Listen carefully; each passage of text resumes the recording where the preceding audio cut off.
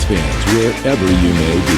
Welcome back for another edition of the Seahawks Playbook Podcast. Join your host, Bill Alvstad, and co-host, sports writer and football analyst Keith Myers, as we talk Seahawks football.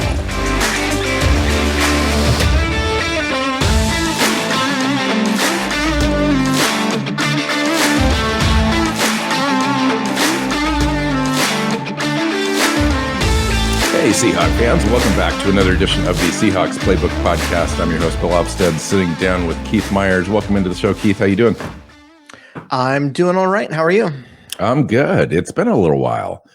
We recorded early last week, and then it's kind of almost at the end of this week. I traveled out of town a little bit, so that's why we delayed it. So it's been over a week since you and I have sat down. Not a lot has changed, though, in Seahawks land. There's been abundant rumors about the wide receiver market, and that kind of continued since the last time we recorded. And it's kind of died back a little bit. As far as DK Metcalf being available for a trade, team says he's not available. DK doesn't want to go, but there's persistent rumors out there that if the price was right, Seattle might be willing to trade DK Metcalf for at least an early first-round pick or a couple, 2-3 picks spread out, maybe even over a couple of seasons. Do you make anything of that at all? Is it likely, unlikely? What do you think? Well, I think the fact the team comes out and says we're not going to trade him, that might be a clue.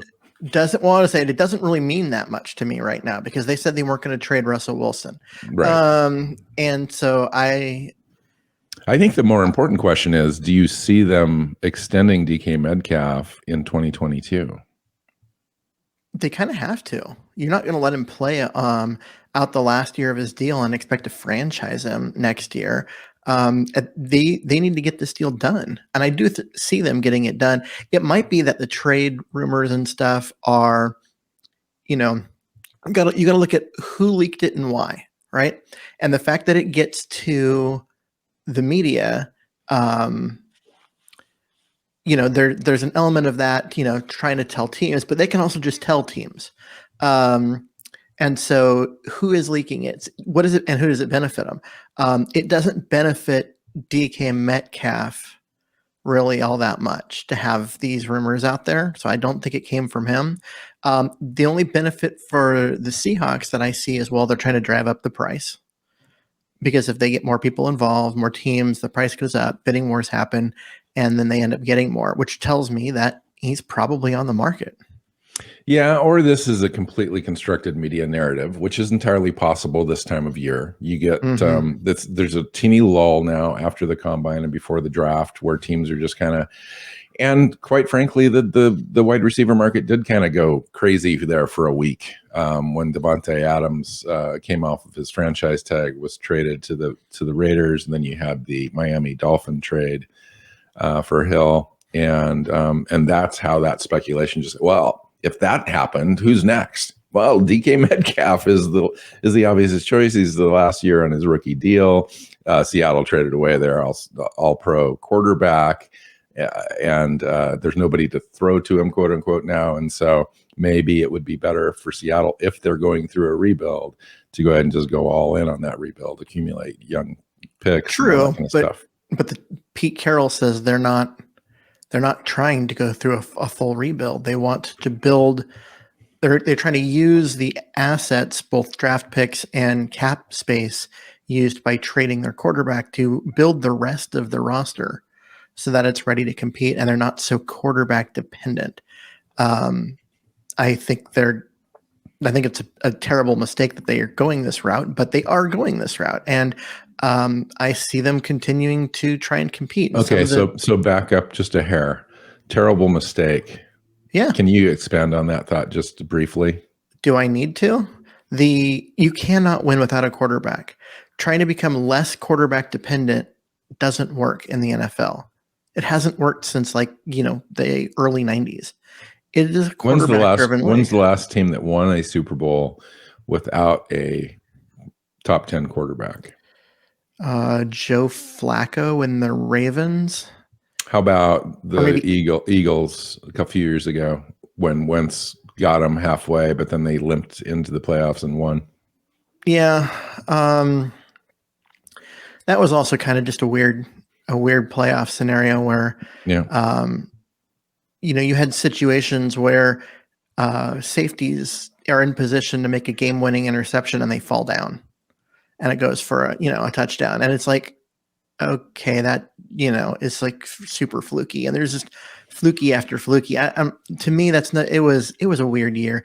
But nonetheless, your point is well taken that it would be rare for a team to rise up. I mean, we saw San Francisco and the Rams have some success with that formula to get to a certain level in the NFC as far as getting to the NFC Championship game, falling short in Super Bowls. That could very well be the formula that they're thinking until they can get a franchise quarterback. They're going to get themselves in a position, maybe get to the NFC Championship game with a lesser quarterback on a rookie deal, and then kind of make a jump. I don't know. It's extremely difficult, as you know, to get a franchise quarterback when you have a winning record.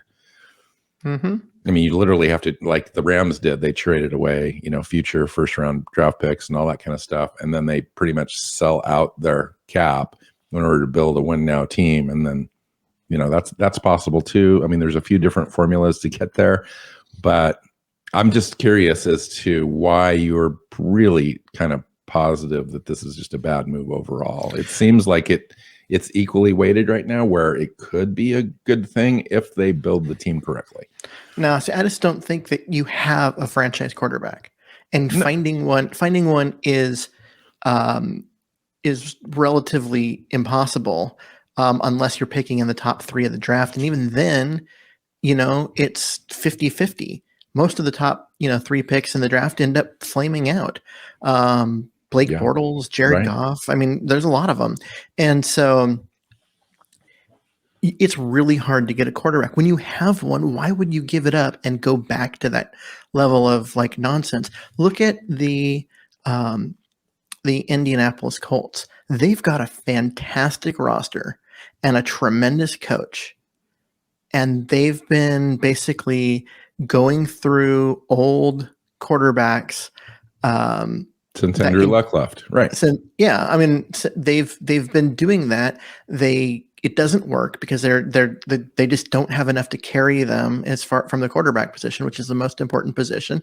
And all of these years of this great roster are being wasted by their inability to. And so you think we could be the Indianapolis Colts of the West here if we're not careful? Yeah, absolutely. And that's the road that this team is on, unless they get super lucky with another Russell Wilson, because this was a team that thought Tavares Jackson and Flynn, I remember Michael Flynn, but I remember his first name, were good enough. And then they got lucky with the 3rd round pick in Russell Wilson. They weren't going to win a lot with Tavares Jackson or Flynn. You know that. I know that. Everybody knows that. They won in part because they had Wilson. Oh, yeah. Well, and we knew that. I mean, we knew that their floor with Russell Wilson was 9 wins, Mm-hmm. Anyway, just curious about that conversation. So what are we doing today, Keith? I mean, we're going to have some fun. We're leading up to the draft now. We're literally 3 weeks away from the draft, and we have a lot of players still to talk about, a lot of team needs, all that kind of stuff.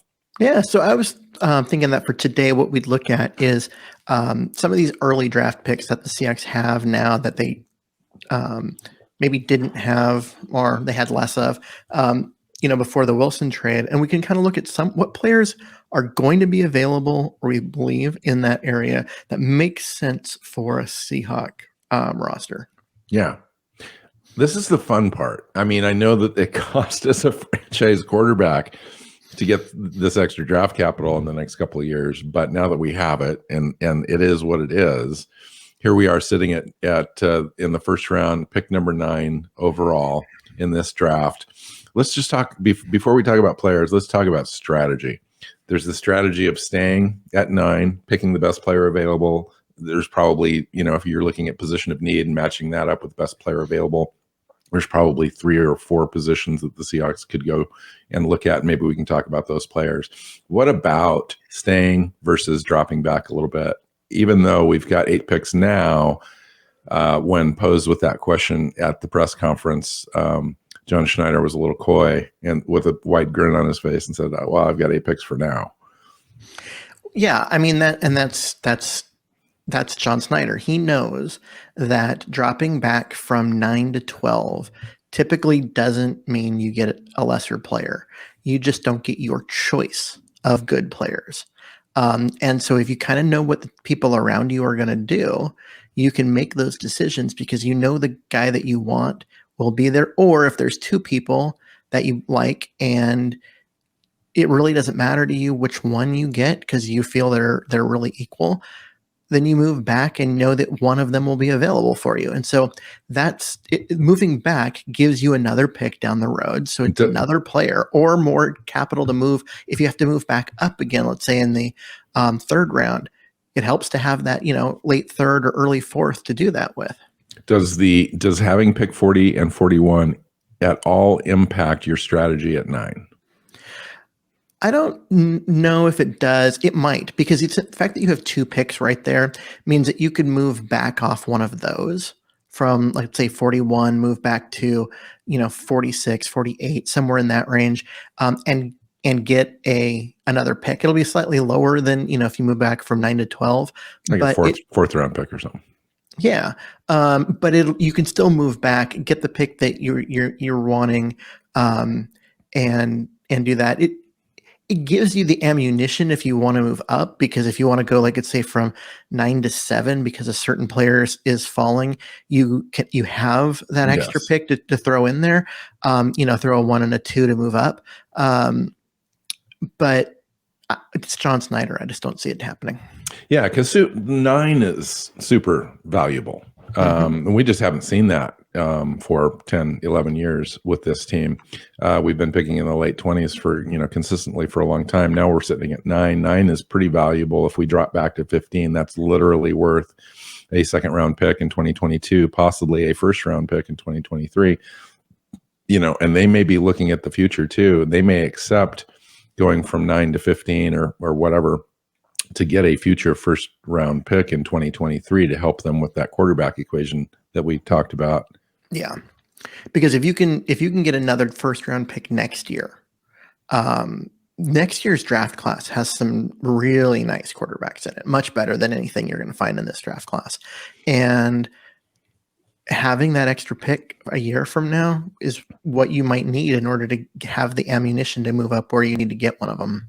Okay. So let's talk about players that may be available that are kind of on the Seahawks radar, anywhere from picks, say, 7 to 15 or so, in that range. Looking at guys, just in case a couple of guys with talent that the Seahawks drop to them at 9, maybe because a quarterback or even 2 unexpectedly goes off the board early, and you've got a couple position group type players that kind of drop. So who is really your kind of dream choice for the Seahawks in this draft at 9?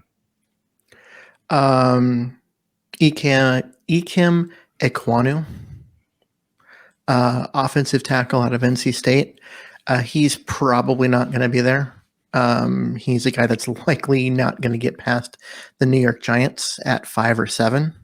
But if they go in a weird route and take a guy like Charles Cross at that spot, he could fall to Seattle at 9. And that would be really,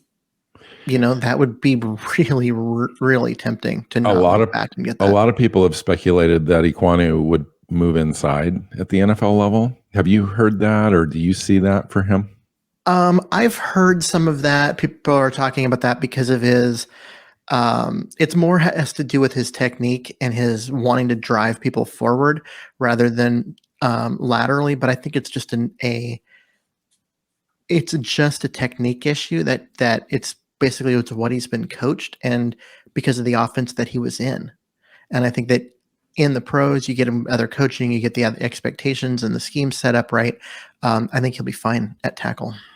So what do you think about something that I didn't really even consider until just the last month or so after the combine was the idea of Kayvon Thibodeau being available at pick 9 if he were to fall. There's a lot of speculation and rumors right now. Of course, the mock drafts really don't mean anything. It's the NFL insiders, the executives that are going to decide where Thibodeau comes off the board. I would think that he's going to be on their radar for that reason, though, in case he does fall. He seems like he'd be a great, outstanding 3-4 outside linebacker / pass rusher in Seattle's new defense. Talk to me a little bit about the idea that maybe he would fall and then Seattle would stay at that pick and take him. The idea that he would fall, I think, is just kind of dumb. Now, I understand that they're saying that he didn't interview well at the combine and that he seemed like he had too much of an ego, but at the same time, people question whether he was willing to work hard enough, even though he was in great shape and, put up tremendous numbers, which means he'd been working hard. So I don't get that. And if you talk to the people around Oregon, they talk about like how much he worked and how, what a great teammate he was. He and seems all those like he things. seems like a Pete Carroll type of player, a guy that's kind of, it's got that little edge to him. That's kind of, you can't kind of figure him out. But Pete says, "Hey, man, we just want you to be yourself, and come on our team and make a difference." But athletically, he's special. His production at the college level was like tremendous, and not just stats wise. Just go watch his tape. He blows up plays. He defends the run really well. He's 254, 6'4", but he's long and he kind of punches people. He's got heavy hands, that sort of player. Yeah, and he just is a guy that is unblockable at times. I mean, like completely unblockable. You put double teams on him and he still won. He's just, in my mind, he's a special player. I think he was the consensus #1 pick overall until halfway through the 2021 season. Aiden Hutchinson kind of came up and nipped that.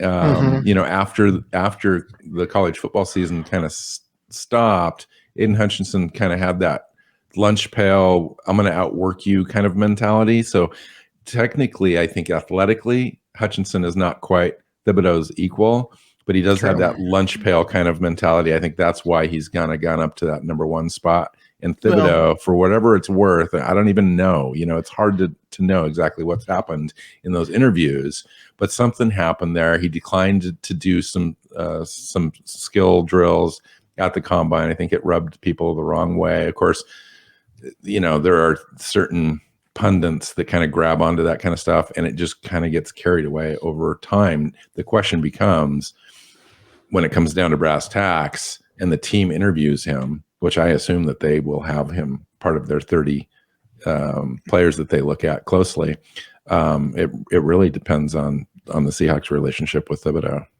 Well, and the other part of that is there is some degree of guys that don't want to play for the Jets or the Houston Texans, not bothering to do things to impress those teams, because they don't. It's worth a couple extra, $1 million over 4 years if you end up with the Jets. But if you don't and you drop to a team like Seattle, it may be worth $15 million down the road because you were on a team where you were allowed to be super productive, and then you sign that massive second deal, and that is possibly part of this. I don't know if it is, but it could be. So I wanted to talk to you. We're still on this #9 overall spot. Maybe we can drop back. We can talk about a few other players. There's a couple players, though, in the top 10, I think, that have been there consistently throughout this entire big board process that we've looked at, is Derek Stingley Jr., the cornerback out of LSU, and then Sauce Gardner, the cornerback out of Cincinnati. I just kind of wanted to talk to you a little bit about those players. If you think Seattle's in the market for a corner that early, and what that might do to their board or their picks later on at 40, 41, how they address the different positions if they go corner first. Well, they are clearly looking because they brought Gardner in for an individual workout. Then we wanted their 30, right? So And the Seahawks guys, Scott and Desai, were at the LSU Pro Day working out yeah. Derek Stingley Jr. So I mean, clearly this is a team that's looking at corner, trying to figure out which one of those guys is going to be the better one at the next level. It's probably one of those situations where, though that position is obviously one of need, and so if they can go get their guy and fix that part of the defense, that's great. And then you have to look at offensive tackle and stuff at 40. It's a little harder to find impact players at pass rusher and defensive tackle in the 40s than it is to find impact players at cornerback. But at the same time, the truly special cornerbacks, other than the rare, Richard Sherman type one where they were drafted low, a lot of them are drafted in the top 10. So, it's one of those situations where you gotta do your homework and make your decision. I think it's probably. Do you have a preference on those two? Probably Stingley Jr. Interesting. I think he is a better fit on the outside. Well, he doesn't have quite the length that Ahman Gardner has. Stingley's got 31.5-inch arms. He's 6 foot, but only 188. So, and 31.5-inch arms, but he's as athletic as they come. He's sticky. Agility wise, he just ran a 4.39 at his pro day. Exactly. Coming off that Liz Frank injury that he had in 2021.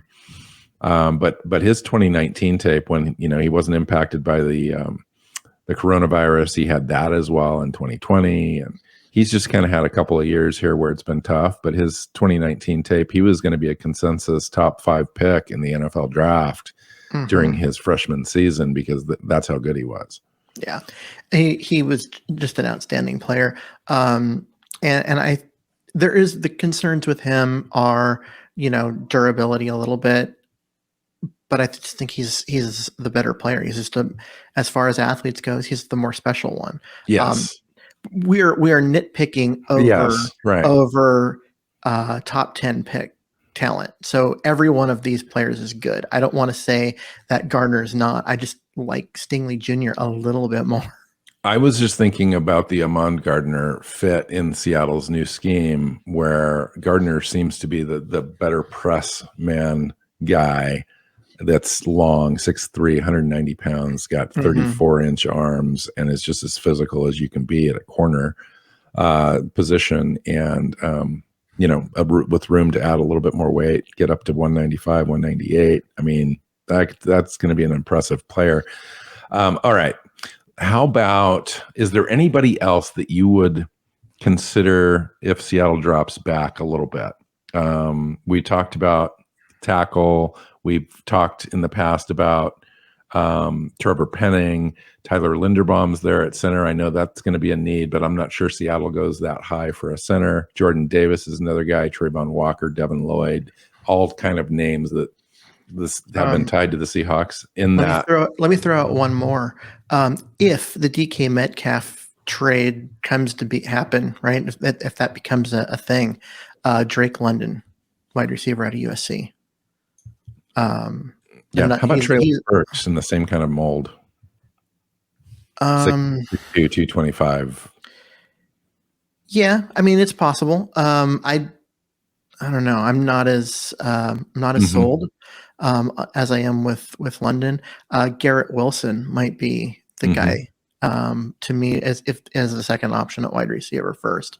Yeah, I really like Drake London myself. I think he's going to be a super productive NFL player, and the other guys are just a little bit more splashier. But I like Drake London. I think he would be an excellent fit, especially if DK was gone. He would be kind of plug and play on that situation. And then Trevor Penning, he's a guy. There's a mixed sort of messaging out there about Trevor Penning, Keith. And I'm wondering where you kind of fall with it, because on the one hand, he went into the Senior Bowl and just kind of mauled everybody and kind of made a name for himself. He was on the radars, prior to that, but that really kind of solidified his game readiness, his kind of his mentality as far as I'm going to punch you before you punch me and all that kind of stuff. Seems like he would be a great fit for Seattle. But talk to me about, is he ready to go day one? Oh, I think he is ready to go day one. His ability to go in at the Senior Bowl and be the best offensive lineman there and to shut down some of these great pass rushers. He's really the only offensive lineman that stood out at the Senior Bowl because the defense just had their way with the offensive lineman because the defensive group was really solid. Yeah. And he's like the one guy on offense in those drills that stood out. And I think even Zion Johnson struggled a little bit in those drills at the center spot. I mean, he plays guard and center, but I agree with you. I thought Trevor Penning was outstanding. I would not complain at all if we stayed at 9 and drafted Trevor Penning. I think that you could probably, at least everyone thinks, based on the big boards, that Seattle could drop back, 4 or 5 spots and he'd still be there. I'm not so sure. I think teams will love Trevor Penning, and he fits a lot of different schemes. He can be a power guy for you. He's ready-made to run block for you. But in that wide zone scheme that Seattle has, he's one of the most athletic tackles in this draft as well. It's weird because around the time of, and just after the Senior Bowl, you saw his name, up there and, around the 10th pick in the draft on a lot of mocks, and, is creeping up on the consensus big boards and that kind of stuff. And since then, you've seen him drop back down into like 17 to 21, somewhere in that range. I find that weird because like what he's only done great things since the end of the season in terms of combine and the Senior Bowl. Why would he be moving back down now? And I think it's just because he's not a sexy name. He's not a guy that people are going to, think about and love. The other guy that's dropping just like that is Jermaine Johnson, the pass rusher out of Florida State. He had that tremendous Senior Bowl. He streamed up the boards from the, around pick 30 overall, got himself up into the early teens, and now he's kind of settling back down a little bit as Jordan Davises, what's the guy from Georgia? Not Nakobe Dean, but like Trayvon Walker. A whole bunch of guys from Georgia. Yeah. So, I mean, there's just some guys, they're going to be in that range. I just don't know who Seattle's got like pegged. It seems to me like they've got like 3 or 4 guys on their list, and they're probably going to trade back. I mean, if I had to put money on trading back, I would do it, but you need trade partners. So we'll see. That was an interesting trade that the Saints made with the Eagles the other day to kind of take a couple of their 3 picks in the first round to maybe position themselves to even move up further on draft day. Yeah, it's weird that kind of trade would happen at this time instead of waiting till draft day when, it almost seems like there's a second move coming. Yeah. That basically they were talking with someone who's up higher, and they would say, "Hey, we would do this, but we need a better pick than what you've got." Yeah. And they go, "Okay, we'll do that." And so they went and got the better pick. Yeah. And now they're back talking to so now, and you and I had talked about the Eagles possibly being a trade partner. They're sitting at 15 and 16 and then 19 or something like that. Now the New Orleans is there, and we know that they're looking at quarterback potentially. They've got a few other needs as well. Could Seattle be a trade partner? Actually, I think they could be, because if they're going to move up and take like a Malik Willis, which I could see them doing, that would be a great fit for them because they've got Jameis there for a year or two to kind of hold down the fort while Willis continues to get ready. And it's right in the right range. So you can move up, you move down to 15, pick up a second round pick or an early third and a fourth. I mean, that's good value, and it puts the Seahawks right about where they want to be. Interesting. All right, let's talk second round prospects, Keith. Yeah. So we have currently picked number 40, which we acquired from Denver. We also have 41, and we've got a third round too if we get to that at 70 something. So what kind of players are Seattle looking at in, say we draft a tackle in the first round, or Amon Gardner or the corner or whatever? Now what are we going to try to accomplish in rounds 2 and 3 on the second day of the draft?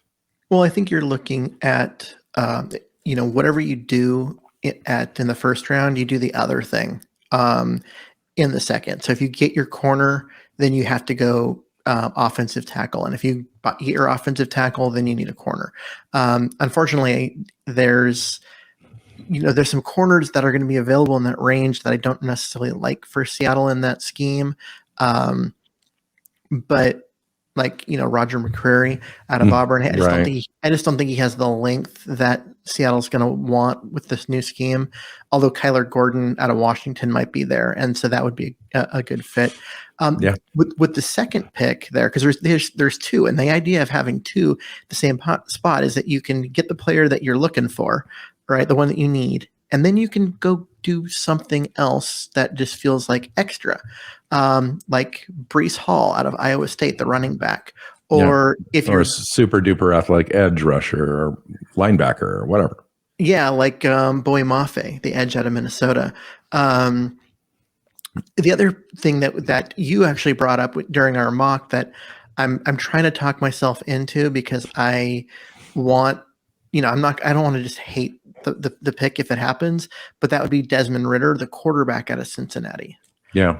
I have heard some stuff, read some stuff about NFL teams apparently liking him, and that he is okay. They recognize that his ceiling isn't like all pro high. But then again, they said the same thing about Drew Brees when he came out, but that's a different story. But that teams love his competitive nature, his ability to be a leader, and just all those different things, his work ethic, and when you take a look at the tape too, it's not that bad. I mean, it's not. He really does a good job. You can see him being a pro. It's like you watch the tape, you can see him go through the progressions properly. You can see him he may not have the arm of the greatest arm in NFL history. No. But he doesn't have the worst either. He doesn't have Jared Goff's arm. He's got something in between. He's going to be able to make the throws if given the time and so forth. He's athletic enough. He ran a 4.51, I think 40 at the combine. So he's going to be able to have a little bit of escapability. And I just think he's just kind of ready. He's won at Cincinnati. He's a 4-year guy. He's been through the adversity already. His teammates loved him there. And I just think that all of that translates into a pretty decent prospect at quarterback. He might not be the world beater, but I think, when Pete Carroll talked about a point guard, he seems to be kind of that kind of a quarterback, and maybe Seattle really is high on him. That wouldn't surprise me if they take him. There's a reason why he will be available in the second round. And that's because he has an okay arm in terms of his ability to get the ball, out and that kind of stuff. But his accuracy is not what you're looking for. He misses guys, especially on deep throws, when he just routinely leaves the ball short. And it worked a little bit at Cincinnati, where his receivers came back to the ball and bailed him out. In the pros, a lot of those are going to be picks. And he did throw into crowded space. And Pierce, I think it was Pierce that was his guy. I can't remember the wide receiver there that kind of bailed him out quite a bit. Yep. You're right. Absolutely. Quite a bit. And so that's why he's going to be available there. And that's what gives me pause. I am trying to, like I said, I'm trying to talk myself into it, so I'm not like super disappointed when it happens. But I kind of hope it doesn't, to be honest. So, all right. So the Seahawks have had a couple of visits lined up with a couple of players. Rasheed Walker was one of those. So if they didn't take a tackle in the first round, a Rasheed Walker might be available in, say, the third round with that 70 some odd pick. And they like him enough at 6'6", 313, where he's got the quickness and the feet that he might be able to project at left tackle at some point.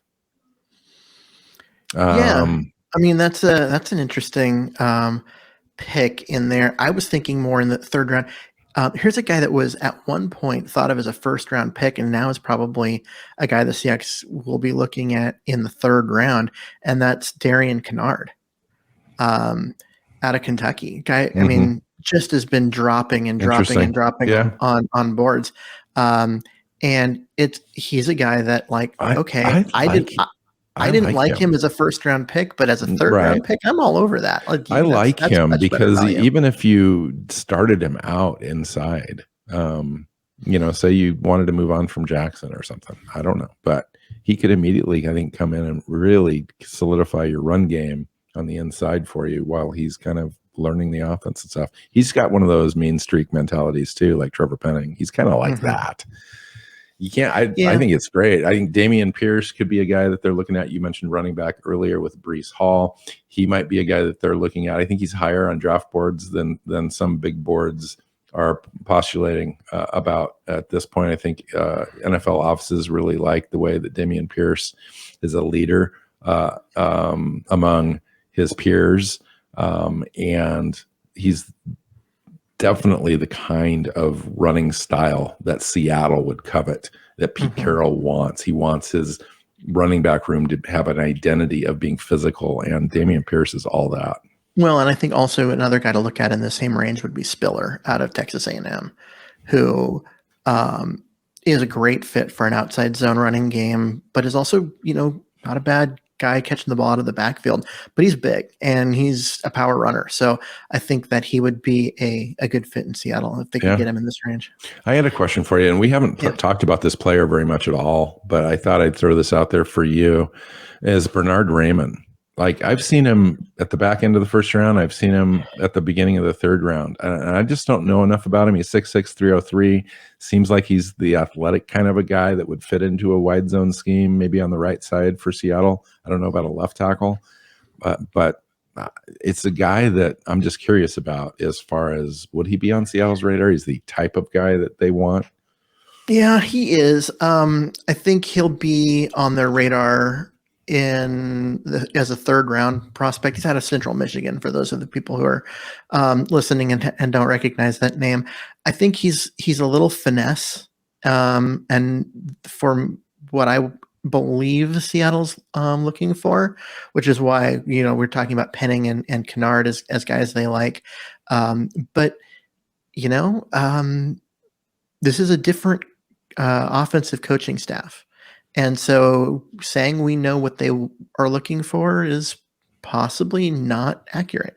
And so he's got to be on the radar. I just don't know how much they like him, whether he is, worthy of a late second round pick, as a lot of big boards have him, or if they view him as a late third round pick, and then he won't be available. These are the things that I don't know. It's not like Daniel Falafale. No. Yeah. Lele. Fella, big guy. Yeah. he's a big fella. Yeah. A 380-pound defensive tackle out of Minnesota that occasionally lined up as fullback and even scored a touchdown. But he's a guy that teams or a lot of big boards have him currently in the high 50s, and I don't see it. I still think his feet aren't strong enough, quick enough. How about that? To have it truly translate at the next level. I think he's gonna get left in the dust by the best speed rushers in the game. I mean, he's gonna swallow up those that aren't great, but the good ones are gonna eat him. And I just don't see him as a guy that's going to be available in a range where Seattle would even consider him, because he's not a guy that's going to move outside in this outside zone scheme and really push people wide. He's much more of a, keep the guys in front of you and yeah, he in a seems like a smaller phone. space. He seems like a phone booth kind of a guy. Yeah. I wanted to talk to you about a couple of players. I'm going to start with David Ajabo because he's just been falling. He was a guy that, when I first started looking at Aiden Hutchinson at Michigan, he was a guy that was not quite up to that athleticism and just sheer ability to kind of get to the quarterback, but he was pretty decent as a pass rush kind of specialist, and possibly a 3-4 fit for a lot of teams, in the same way that Thibodeau would be. And but I've noticed him lately kind of dropping into the 40 range and wondering if maybe he would be on Seattle's radar for a player like that. And then maybe a couple of the pair of Georgia linebackers, Quay Walker and then there's Brian Asamoah too, but Channing Tindall. I was just wondering what your take is on Seattle needing those type of players in this draft. Well, I think that you look at Quay Walker is a good one, but I think that Seattle's in a position where they're not just looking at pass rushing outside linebackers in the Thibodeau mold. They're also gonna need / want an inside linebacker, because even though you've got Brooks who's going to play in that spot, if they're moving to a 3-4, you need two of them. And so having that guy available, super athletic, that kind of thing, I could see them going and doing it. Yeah. And we've still got Cody Barton. The team seems high on Cody Barton, and everyone else isn't so high on Cody Barton. So it's hard to know exactly if he's a placeholder or if they're really intending to replace him out of this draft. Well, he did come in and play well in the last 2 games of the season last year. Part of it, as far as the people who aren't high on him, he struggled a bit as a rookie when he had to come in and play, but he was playing out of position and learning a new position as he went. And he just had a hard time getting on the field. And if he was really that good, he would have played, is kind of the idea. Team likes him. They liked what they saw last year. He's great on special teams. He's going to stick around, but I just don't know. I don't know if he's a guy that you want to depend on as your starter. Maybe if someone gets hurt, he can, do what he did last year, play a few games as a starter, be in a rotation, that kind of thing. But do you want him in there for 100% of the snaps every game? I just don't know. All right, let's wrap this up with one last question. Any position of need that would be surprising to you if we were to pick in the first 4 picks in this draft? Safety. Even though the team is shifting to maybe too high safety looks. Yeah. Because you've already got a lot invested financially in your 2 starters. You've got Blair, you've got Amadi, you've got you've got a bunch of guys, Ryan Neal, who can do both, in terms of like Blair and Neal.